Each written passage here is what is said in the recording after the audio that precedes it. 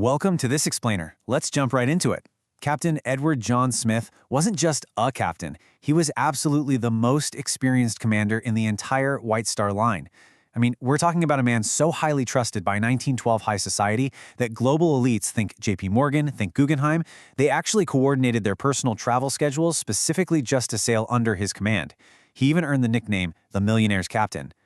But to truly wrap our heads around the sheer hubris of the unsinkable Gilded Age and the profound tragedy that inevitably followed, we first have to understand the unquestioned reverence given to ship commanders back then. They were literally considered God on board. And that wasn't just some poetic metaphor. Out on the open ocean, the captain's word was final. It was absolute law. And that ultimate authority set the stage for everything that was about to happen. Section 1. Chain of Fatal Decisions. Because of that supreme, unchecked authority, this disaster wasn't just about a ship randomly hitting an iceberg.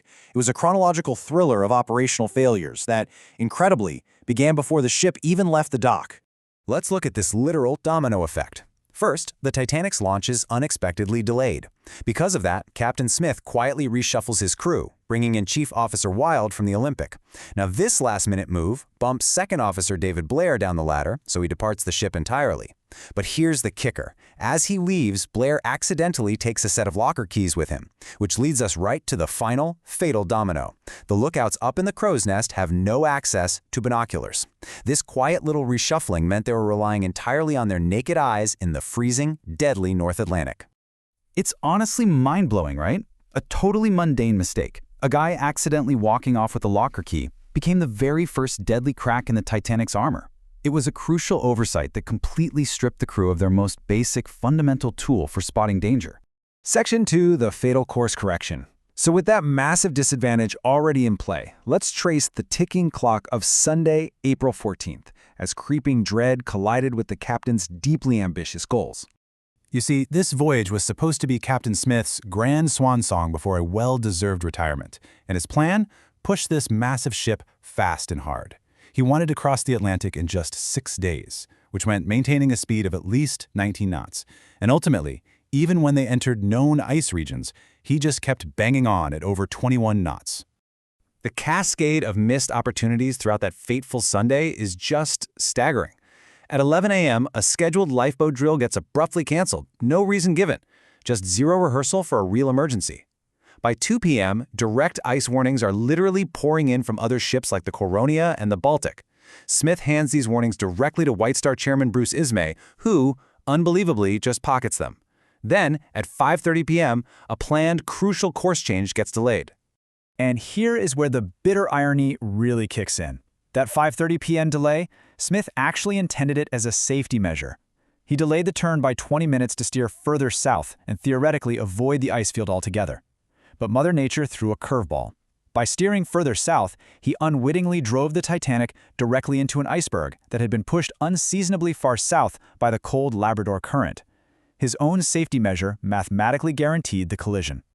To make matters even worse, they were sailing into a perfectly deceptive environmental trap known as a flat calm.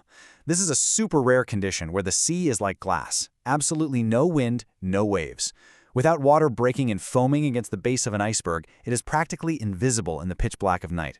This freak phenomenon completely masked the danger until the ship took that infamous, glancing blow at exactly 11:40 p.m. Section 3. Midnight and the Death Sentence.